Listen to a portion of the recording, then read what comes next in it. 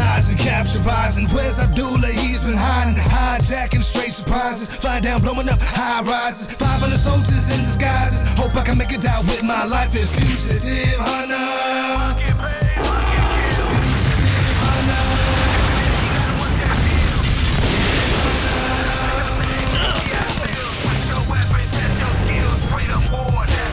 Possessed with the quest, bulletproof vest, shot to the chest, the rest, only the blessed, stress.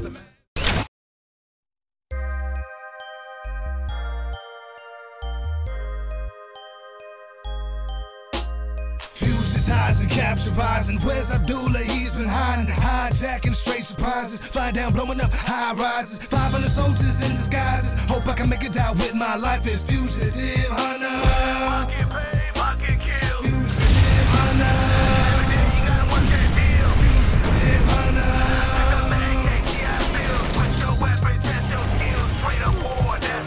Possessed with the quest, bulletproof vest, shot to the chest, the rest, only the blessed, stress the mess until it's time to leave the nest. All in your own, need a new song, watch the jump skills breaking like the dome. Who must it be? Ready for path for spiritual being. Lead to the circle of a roller ring, they blink, here, take a drink. Sicker to the clink of the clan, blind from the map, can't see the hand, fingers on live, got to move down, never let it win, stronger than a pimp in the middle of this fugitive style.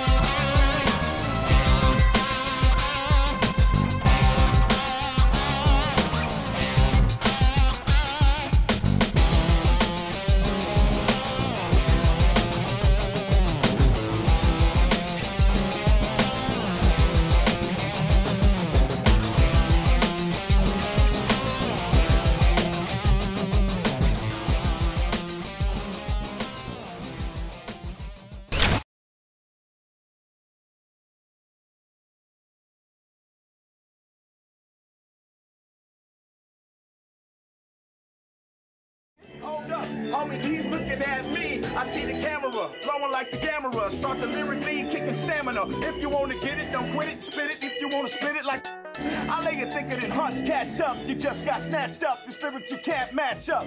So back up. Never seen a kid popping, never seen a like tick-tocking. Every time he's shocking, if you start to straight lock, they're stopping, cause they never seen nobody start to rapping and popping at the the same time. Wanna rhyme, hold on, got the incline, roll on. When I find who I am, this ain't no scam, cause I'm a lyrically kick this jam. What's up, man?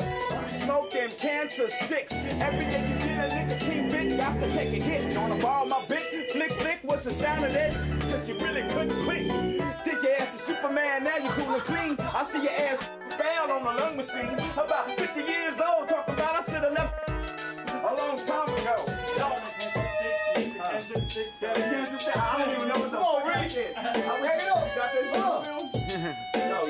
yo. I'ma show you how to do it with Monty. If you wanna get it, then you really couldn't get with Reed. But I'ma show you the trickery. And if I really don't know you, I'ma make you see reality. And what it has to be is the stallion. Thinking I'm white, I'm black, Mexican, Italian. I'ma be the valiant, all up on the floor. They call me Clear Black from a long time ago. Like my face, it ain't about my race, it's about that taste. Hold on, homie, I'm about to plead my case. The minute that I get up here, straight in a hurry, I'm about to show you that I ain't got no jury. I'm Fist and Furry, you probably get ate up like curry without the rice. Roll you like some dice, like some mice getting caught in the trap. Freestyle rap and bring it on back, and we gon' see who is who in this map.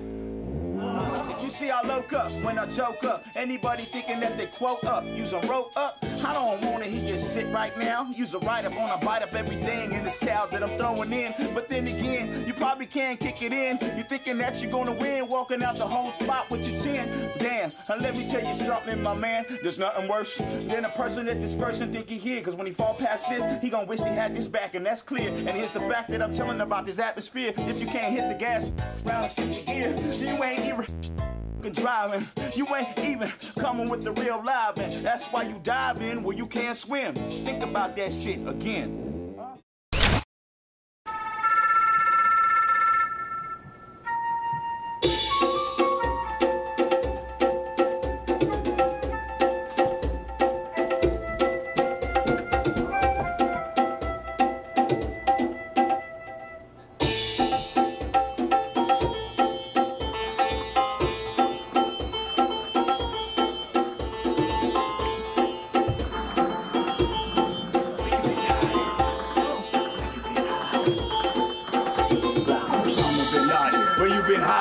Mystery, looking and gliding, crying, just to get you, start dying. When I hit you, you crying on your last breath, cause I'ma put you to the test. And when I get you, nevertheless, I'ma hit you with the stress. I'ma been Laden, where you been hiding, knowing damn well I'll be gliding. Never seen me like that riding, this is how I'm doing.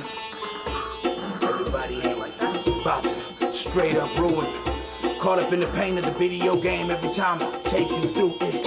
Might as well be. You can't quit, you can't see what you really wanna be playing, saying everything you betraying. Got to swing when you gotta bring things straight to the skills. Ain't got it down pat, you ain't about to do anything at the wheel. This is what we coming through, cause I'ma show you how to kill. With that paddle in your hand, give back, you can understand better. See, we take it back when you're really trying to beat a man. Here's the attack. I'ma show you how I've been riding, looking for Osama bin Laden. Osama bin Laden, where you been hiding? Knowing damn where I've been riding. Osama bin Laden, where you been hiding? Knowing damn where I've been riding. Looking for you. This is what we do. Better get a clue. You're coming for me, then I'm coming for you. Fugitive Hunter. Coming for me, coming for you. Fugitive Hunter. Coming for me, coming for you. Fugitive Hunter.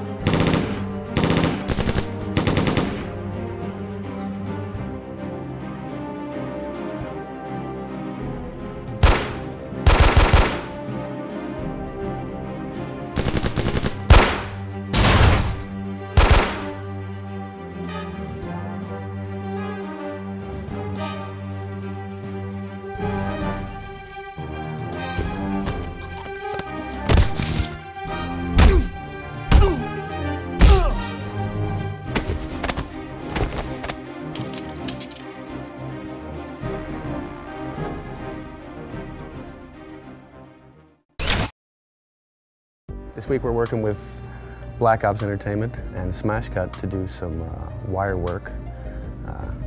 Big-time stunts for the new game, Fugitive Hunter. Our company is basically hired to come in and help put together some action sequences, fighting, reactions to explosions, moves for takedowns and things like that. We shot about 2 years ago. We did a pretty big mocap, a lot of experimentation with all our wires, all the flyings, all the reactions, explosions and stuff. And now, 2 years later, we've come back to kind of fill in all the gaps in the game and give a little bit more variety and some more variations in some of our wire stuff. We brought in a twisting belt, a rotational belt. It allows us to travel on all 3 axes, to flip side to side and to twist. I think we're some of the first people to use that, so that'll be kind of neat on the game. So as the player goes through the levels, they won't just see the same animation over and over and over again. What you'll get is a massive diversity and variety of shots. It's been an exciting process to see it, 2 years ago when we had no game, starting the motion capture in, the end of 2000, and then now here it is in October, the end of October in 2002, and we're coming back and doing a whole nother shoot to fill in the rest of the game. Most of the stunt team we've used for this game, as well as the original, are the guys are all from the Matrix stunt team. They're all martial art or wire experts that have come in and helped us out today, both pull, rig the wires, and perform in them. The guys have all worked on, Charlie's Angels, Charlie's Angels 2, 2 of the Matrixes, Matrix 2 and Matrix 3 that are coming out. Most of the martial law series, just about any of the martial art shows, we pretty much recruit from those. At the dawn of Hi, this is John Body. I'm a producer on the game Fugitive Hunter. And sitting next to him here is Will Body. I'm the technical director and one of the lead programmers on the game. The voice you're hearing is Will Lyman. He's a very famous narrator for TV and a lot of sort of historical present TV shows that you see about different terrorist groups and global political situations, things like that. It was interesting during development how much current events kind of caught up, unfortunately, to the design of our game. Even the creation of Cypher kind of closely mimicked the creation of the Homeland Security Department, but we were there a year or two ahead of them. A lot of people ask me if that's real. Hey, is that real, Cypher? And Will Lyman really sells that. That's why we chose him for the historical present genre, but no, it's not real, actually. This is Jake Seaver. That's actually the Bat Cave up in the Bronson Caves. This is some stock footage we got from ABC News talking about the covert mission that was launched in 1999. And in the beginning of the game, we drop you into Afghanistan on the hunt. So we're going to actually play through the game and talk about how we made it. Here we go, we're loading up the game. This is again a segue from that Will Lyman piece that we saw. And we basically start the player in Afghanistan after he's shot down here by forces sympathetic to Osama bin Laden. Those are real Marines, actually. One was a communications officer we hired to get some kind of real dialogue that we were doing. How troops would communicate to their helicopters and back and forth. We recorded Arabic and different languages for the game as well. We chose to have these intro pieces to be short, less than 30 seconds, just so that we would keep the player involved in the game and not having them wait through lots of non-interactive sequences. So we drop you right in after a brief intro. And your weapons are scattered around the area, so your first thing you have to do is go and pick up all the weapons. John, that's one of my favorite things actually about this mission is this design of this little intro area. Because it's fun. I mean, you just started the game and now here you are picking up... There's a grenade launcher. You're picking up a bunch of the cooler weapons, and this is only one quick mission, you'll get to use them, but it's nice to introduce the player to some of the meat of the game right up front and keep them hooked. Exactly. I don't really like games where I have to wander around for 3 levels with my pistol. It's kind of, I don't know, boring. We also wanted to open up the audience to kind of a more mass market. Somebody can just pick it up and go without having to play through, 50 levels to get the best weapons. So we justified by knocking the helicopter out of the sky and scattering the weapons about. The explosions in the game are pretty cool. I think they make really good use of the particle effects and also the high frame. Oh, look at that blood! The high frame transfer, VRAM transfer that the PlayStation 2 allows you to have. It's one of the fastest drawing machines on the market, and that's good. You can take advantage of that with those nice particle effects. I love the scopes we can put on different weapons. You can put a scope on a grenade launcher. It really helps in gameplay, especially when you get into the later levels. A lot of these scopes were designed after real-life scopes like the ACOG, but we also took some liberties. Of course, one of our chief weapon designers, actually the guy, Jay Cotton, who designed all these weapons, is an extremely thorough weapon designer, and he really made sure that things made sense, and all the weapons actually do make sense and have some justification for functioning in the way they do. Yeah, a lot of his sketches are brilliant, just amazing gun designer. These characters actually are Al-Qaeda style soldiers dressed in the sort of camo and the saris and the headdress, the typical sort of Afghan Pakistani garb for the Taliban and Al-Qaeda.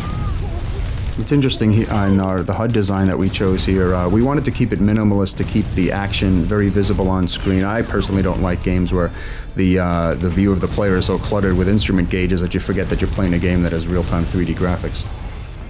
Yeah, so he says, "Shufu Americani," it means, look, American. Jesus. I love those explosions. Those are done by Chad and his smash cut guys. Oh, there he is. There's Bin Laden himself. So we introduced the player to the concept of capturing fugitives alive. So this first level was kind of an idea to just drop you in, give you the gameplay of the guns and everything, but also show you about the mini fighting game. Yeah, this is one of my favorite parts of the game, is right after you finish this quick intro level, you get to play this little fighting mini game, and this introduces the player to the capture mechanic. We tested this heavily. I'd say we probably tested that one feature for about a year, getting it right. So now he's out of the mission, and he's the sole survivor. So this is kind of the character's ghost, if you will, in screenplays and movies. They have something called the ghost, something that haunts the character throughout the loss of his buddies in his helicopter. Once Jake Seaver returns to the States, after a while he can't resist the itch to get back into law enforcement and kind of doing justice and doing right, so he gets involved with Cypher after his little tour of duty in the teams.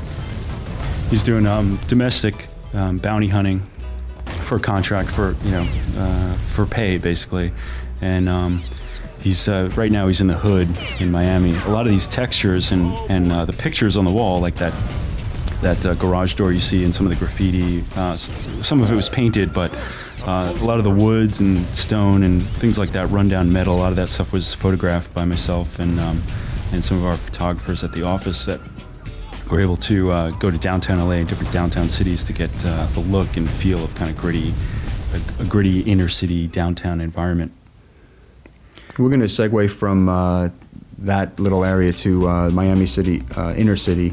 And in here, it's kind of a continuation of that introduction, but there's more vertical gameplay in this area. This series of levels in Miami is one of my favorite in the whole game, and it shows in terms of the player path and the things that you get to do. It's actually, a lot of people comment that the level seems really big. It's actually one of the smaller levels in the game, but because of the design, it really feels big, and you really feel like you've got a lot of things to do. Yeah, we worked on this for a while. Look, he's shooting homing grenades right there. I like that. You can see with the green trail, those homing grenades will just home right in on your enemy. The double barrel is also one of my personal favorites. Very powerful, quick reload. The player can climb and jump, of course, like in most shooters. Here, Jake Seaver has just climbed up onto the top of this warehouse roof, and he's gonna get into the warehouse and prepare to apprehend Casey Weber. There he is, Casey Weber. That's actually Big Will at Black Ops. He's our system administrator. Hell of a basketball player, too, I have to say. Yeah, a really big, 300-pound, very strong basketball player. You want him down in the post. In this level, it's kind of interesting. It's one of the smaller levels in the game, but it has some good vertical gameplay and a lot of surprises around a lot of these corners. I love that 720 twist. That's just, we took a lot of stunts from the movies, obviously, and we had a really good stuntman, like I said, from Smash Cut, Chad, and Dave Leach, and all those guys.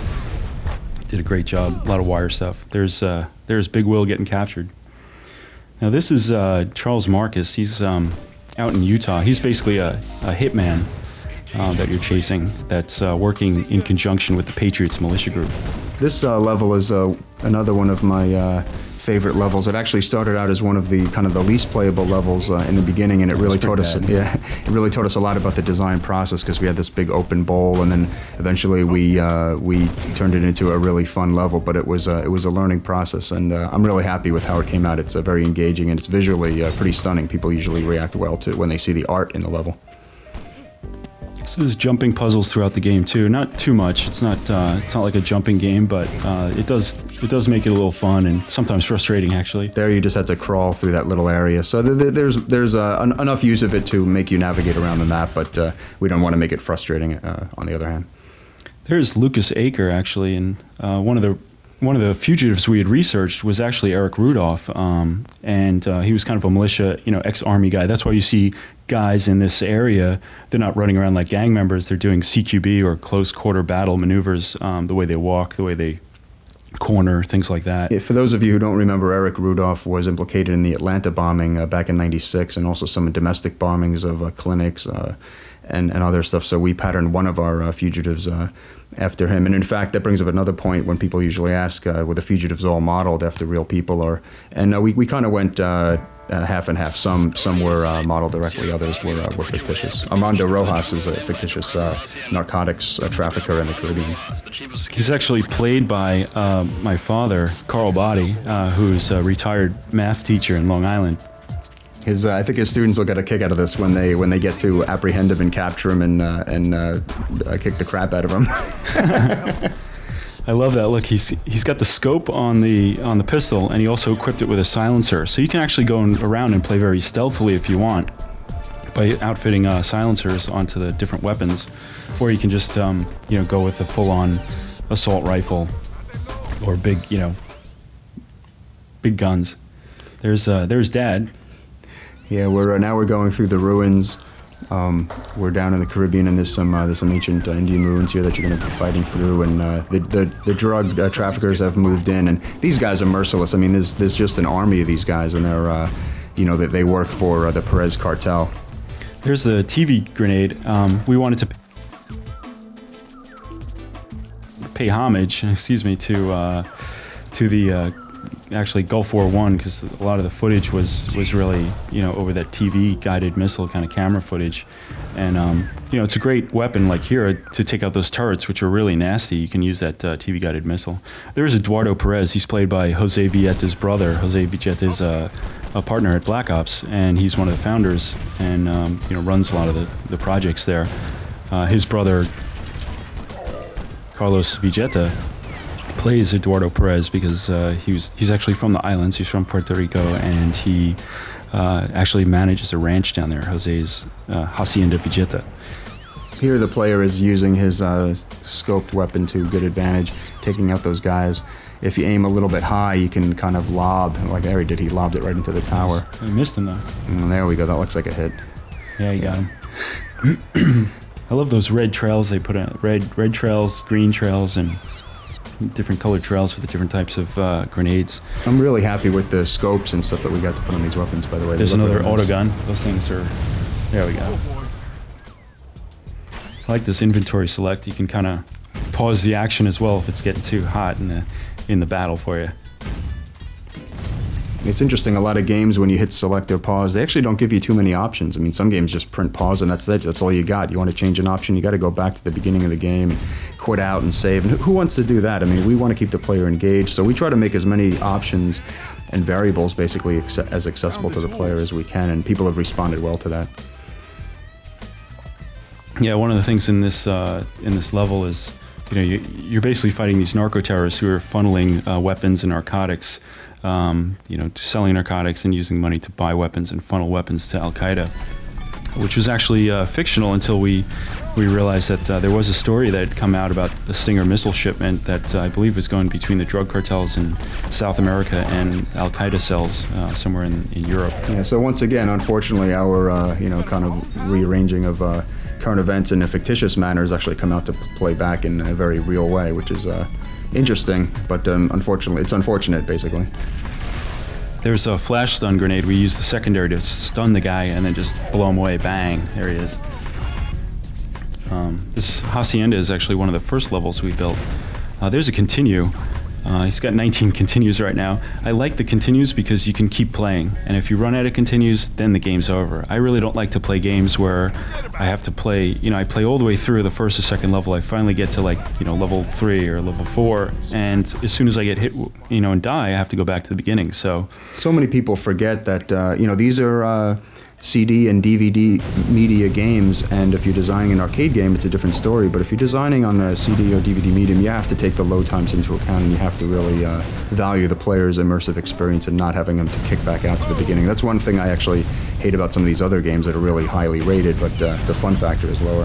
There we go with the homing grenades again. I mean, that's just like death from above. I mean, you can fire them out like that, or you can paint your targets, and then the homing grenade will actually chase the last painted target. So you just put your target reticule on, it turns red, and the homing missile will home in on that last target. Yeah, there's a lot of subtleties with the weapons that people don't really realize, but they'll learn as they play the game. In this level, we're chasing down Benassi, who's one of the cell planners for the terrorist organization. It's kind of funny too, the fact that you're shooting French guys. They're, you know, in these different levels, like the jungle levels you just saw, and the French levels, we recorded actual French. So, you know, we would write the lines in English and have French people translate them, and then have actors come in and read those, you know, read those lines. This level is more of a chase, which is kind of cool. The first kind of chase was a little bit of Charles Marcus. You kind of see him run out in the beginning, but in this level, you're actually chasing him across a couple of different maps. That's the jump right there to I love those quick cuts. 2. Yeah, I love those quick cuts where you don't have to wait around, just a quick cut, and then you're into the next area. We tried to capture the feel of Europe in this level, and actually sent Manuela de Sousa out to her hometown of France, and she shot a lot of stuff out there for us. I actually went out to Paris and shot a lot of stuff myself. But we had this idea of the cells, the terrorist cells, being in Europe, in Paris, and then, you know, once you get those guys, then that leads you to Afghanistan-Pakistan border. So a lot of these animations you're seeing are all different per level, so I didn't want to make one of these games where you just see the same death animation in each level. I wanted to make something where it's really visceral, and every time you enter a new level, there's 5 or 6 new, you know, shotgun deaths you see, or 5 or 6 new sniper deaths you see. Yeah, people have responded really well to the variation. This level is really cool. This is one of my favorite levels in the Paris. We tried to send Manuela into the catacombs, and she went in, she got in, but there wasn't, you know, too far she could go without these underground escorts that take you in. But a lot of people in Europe go on vacation during the summer, so she was out there during the summer. There's Deep, our friend Deep. He actually made a movie called American Desi. Deep is a political science major at MIT with us, and turned out to wind up going into acting and producing. So we asked him if he wanted to play a terrorist, and he said, yeah, sure. People think he's a terrorist all the time. He happens to be Indian in descent, like, you know, Bombay, Calcutta, that kind of Indian, but there's the bioweapon spores. Again, this is something we had in the game, and before the whole Gulf War II, before the whole weapons of mass destruction thing came up, we had weapons of mass destruction in our game as one of the objectives. In this level, the player's tracking down Hastanek Drobek. He's wanted for financing the terror organizations, and he's got an army of henchmen that are not going to be too easy to get through, as you can see. I love these long, tall ceilings. It kind of captures the feeling of being down there. We did look in a lot of books, and where Manuela couldn't get into the catacombs, we did kind of do a lot of research online and other ways that instead of shooting, we like to shoot all of our location stuff, all our texture reference ourselves, but we really tried to emulate that. Yeah, and we made it to, it's close to the original scale, but we wanted to scale it up for gameplay, not realism, and so I think we've done a good job capturing the look, but while still retaining enough room to maneuver. So this is, that helicopter pilot actually is the voice of Jake Cotton, our lead artist on this project. We picked him because he had a really good, like, deep voice, and he was available. So there's some nice blood splat on the screen. I like this level. It's the terror camp is something that, you know, those images on CNN and the news that you see all the time of the Al-Qaeda terrorists. Some of the footage is actually licensed for this game as well, but you know, those images just were etched in our minds as well. So we I mean, this is where those guys train. This is where they train to be terrorists. And what better place to send the player than to mop up the terrorist schools and training grounds. I tell you, we've been developing this game for quite a while, a couple of years actually, and every time I bring it back home to New York, and some of my friends that actually were in downtown saw everything and had to escape and all of that. I mean, obviously we weren't there, but my friends that were there play this game, and they're just like, they love it. There's something cathartic about shooting terrorists. There's something just really satisfying about that, and I've spent many hours doing it. That was cool. He sniped through the little the peephole, and he took out that turret gun. That's this guy's been playing the game for a while. Yeah, those little things like that we set up so that a gamer that kind of just doesn't blow through the game but kind of looks for different vantage points and hiding spots can actually take advantage. There he just picked up the American flag invincibility. I love that icon. It's just we had a variety of different invincibilities with different screen effects. I mean, some of them looked like you were tripping on acid or something, but we finally wound up with this one. It's a little more toned down. It fits the theme of the game, which is kind of a patriotic, justice theme, Yeah, so here he's disabling, what are these, T-72 tanks, Russian-made? Yep. Killing those guys up in the I love that grad on the background. This background is really nice. It makes such great use of the colors, and the PlayStation 2 is just great for this. So here we go. Here we're hunting after Public Enemy #1. This is Insta Boogie from Arc 21. Great track. We licensed. Here the player is sniping from across the switchback and taking out one of the RPG launching Al-Qaeda terrorists. There's a guy in patrol, so you can play this level with the silencer. We actually dropped that back right behind where you start in this level, so you can turn around when you start on this level and pick up the silencer. Now there's guys up in the caves. We really wanted to embody this or capture this feeling of cave fighting, and you're working your way up the switchback in the Khyber Pass in Afghanistan. You're actually back in this is the last level of the game, second to last level of the game, but you're revisiting that first level, kind of coming full circle, if you will, with the guys that shot your helicopter down in the beginning of the game. One of my favorite things about this level is that you use the weapons of the Al-Qaeda and of the Taliban against them, the AK-47s, the AKs, the RPGs. The RPGs. RPG! It's great to pick up their weapons and use it against them, and many of the other weapons were issued by Cypher and such, but this is one of my favorite levels in terms of the weapon progression. Oh, that guy just caught on fire. That guy just got blown in the air. There's some more TV-guided grenade. That's actually really useful for flying across chasms or around shallow corners, things like that. This level is cool also because it's got the inside and the outside. You got the inner caves, you go around the caves, and then you can also go outside on the mountain, switch back, and it's just that feeling of going in and out I think is really great, and something that we designed our engine technology for. I love the blood splatter. It's so we've got more TV-guided grenades. There was a poster back there of Bin Laden on the wall. A couple posters. I love just wailing those posters with bullets. Here we're shooting homing missiles to kind of help out with the frenzy. We wanted to build these levels so that they're so frenzied. Guys are just coming at you left and right. Like imagine if you were over there and you were by yourself and you got stuck in a firefight, you'd be kind of hosed. So you need to be like the all-powerful Jake Seaver to get out of it. But it's just a lot of fun to be wailing on these guys left and right and seeing them die. That's our patronage that we paid to the fuel air bomb. We wanted to make kind of a portable fuel air bomb for cave cleaning, so you could just launch it into a cave and anything within a 20-foot radius would just incinerate. That's right, and it was cool because each of the weapons have a primary and a secondary attack, so we were able to kind of combine the flamethrower with that and make it a unique weapon. So here, these caves have actually been dug out. So when you first visit this level in 1999 in the game, the first level, there's been very little work done on the caves. But because Bin Laden's businesses have been construction, they've obviously dug out more caves, and this is the last level here where you're going down into the inner caves, which is really more kind of fortified. And I love how those homing missiles hook corners. I mean, it's such a cool thing when you get a game environment up and running and you implement different weapons and you just like let things happen within the world. That's one of the lures of gaming. That, and obviously online multiplayer.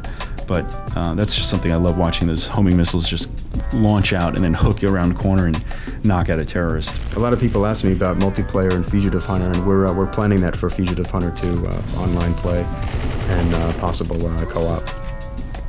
Gotta watch out for those grenade throws. This guy's throw a lot of grenades. Here we're trying to take out a turret with a sniper rifle, which can be done in the game, but it takes a lot of shots and wastes your ammo.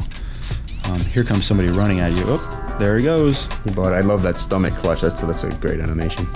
Yeah, we shot a lot of, like I said, wire stuff with the Smash Cut team. We tried to, you saw the player running over those power-ups early. We tried to place those small health power-ups in a way that would kind of catch the player's eye or lead them to other areas. So it's one of the little nuances of the design. This is one area that we actually couldn't really location scout. We didn't go to Afghanistan. We actually considered going out there, and that was August of 2001. Before 9/11, yeah. It was actually, we were actually considering shooting in Afghanistan, but that became or somewhere in the Middle East to get the feel of it. But we wound up doing research and books and online instead. And we actually did photograph other caves, some out here in California, some down in Puerto Rico, but we never made it to Afghanistan. In fact, I think that was the only level, right, John, that we didn't actually shoot and get the... Yeah, that was the only world we didn't actually travel to. Like Utah, we went to the Caribbean, the inner cities. Here Jake finds Linda. This is another example. We had a POW in the game. American POW. She happened to be female. It was kind of sort of the princess, if you will, as other games use rescue the princess kind of concept. But she's been in the game since 2000, I think. Yeah, there's the final fight. There he is, Osama. 1,000 more will rise. We were like, well, what would he say if Jake Seaver met him? And Jake's, he's Irish-Italian from New York, so he's going to be like, I'm going to kick your ass, Yeah, it's pretty funny. Everyone gets a kick out of this, and it's fun to beat up on Bin Laden, and I think a lot of people will get enjoyment out of it.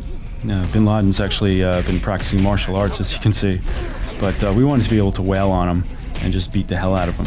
In real life, I think he walks with a cane, and he's supposedly hooked up to a kidney machine or something, so he might not actually make, in real life, a formidable opponent, but he'll go toe-to-toe with Jake in our game. Here he's getting walked out now into the final extraction area. This is one of the favorite scenes in the game. In real life, he'd probably be a martyr, but we wanted to, bring him in. There it is, a little sidekick and this is the best. Knee kick 1, to the 2, face. 3. And a triple cut with that slow-mo, kind of like a speed ramp, if you will. But there it is. There's the end of the game. So thanks a lot for listening. This is John and Will Body signing off for Fugitive Hunter. It's right now it's August 5th, 2003. Enjoy the game. Take care.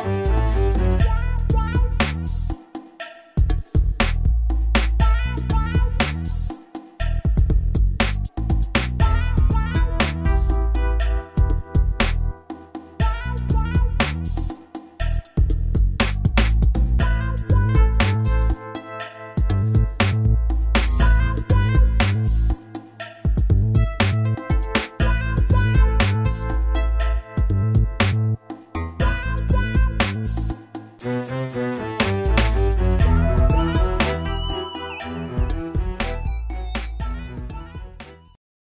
know, it's interesting. Back in 1998, when I started really digging back into the design and going on FBI.gov on the website to see what kind of fugitives were out there and what kind of prices were on their heads, back then Bin Laden was the most wanted fugitive in the world. This is shortly after the embassy bombings in Tanzania and East Africa. At the time, I remember printing out the indictment for Bin Laden, and it was about this thick. I basically read all about this Al-Qaeda, the base or whatever, and you know, I didn't really know what it was all about until I started doing the research for this game.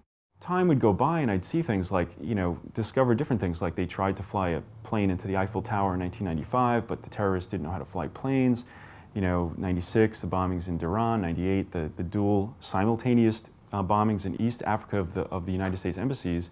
And then in 1999, you had the Cole, you had in 2000 the guy trying to sneak the bombs, the bomb material across the Canadian border to blow up LAX. They had already bombed the World Trade Center in 1993. So when I saw planes flying into buildings, I realized that they were finishing the job. You know, we give a lot of thought to actually, I don't know, maybe canceling the game because we were hunting fugitives. It wasn't a terrorist hunting game. In other words, you hunt fugitives that are wanted for 10 grand or 15 grand.